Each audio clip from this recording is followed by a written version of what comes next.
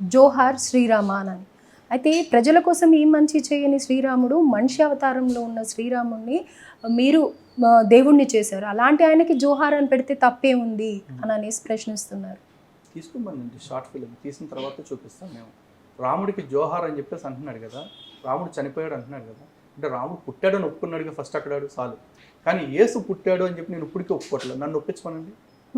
యేసు అనేవాడు పుట్టినట్టు అసలు ప్రపంచంలో ఇప్పటికి కూడా ఒక్క ఆధారం లేదు. కానీ జోహార్ శ్రీరామ్ అని వాడు అంటున్నాడు అంటే ఫస్ట్ రాముడు పుట్టుకుని ఒప్పుకున్నాడు. రాముడు చనిపోయాడు అనుకోవటం వల్ల నాకు నష్టం లేదు, రాముడు దేవుడు కాదనుకోవటం వల్ల కూడా నాకు నష్టం లేదు, ఈ ప్రపంచానికి కూడా నష్టం లేదు.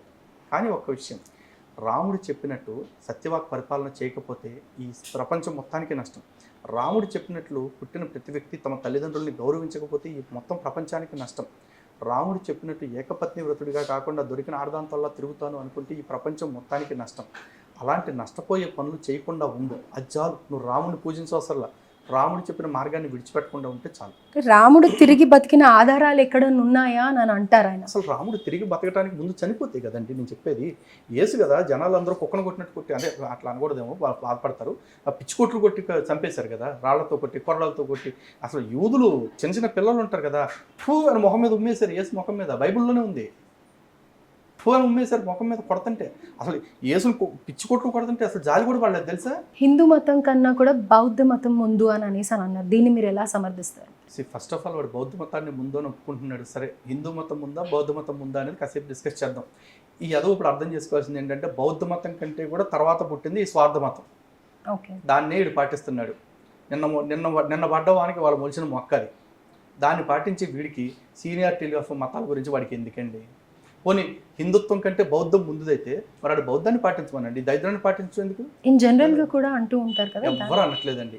ఈ మధ్య కొంతమంది వచ్చేసి బౌద్ధ మతం అనేది హిందూ మతం కంటే ఎంతో ప్రాచీనమైంది అంటూ తప్పుడు కథనాలు చేస్తున్నారు.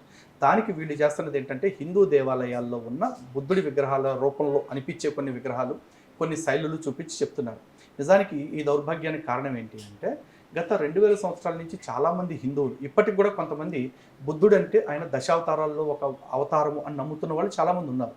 నిజానికి ఈ బుద్ధుడు దశావతారాల్లో బుద్ధుడు కాకపోయినా ఈ బుద్ధావతారాన్ని దశావతారాల్లో బుద్ధావతారంగా చాలామంది ఆరాధించారు.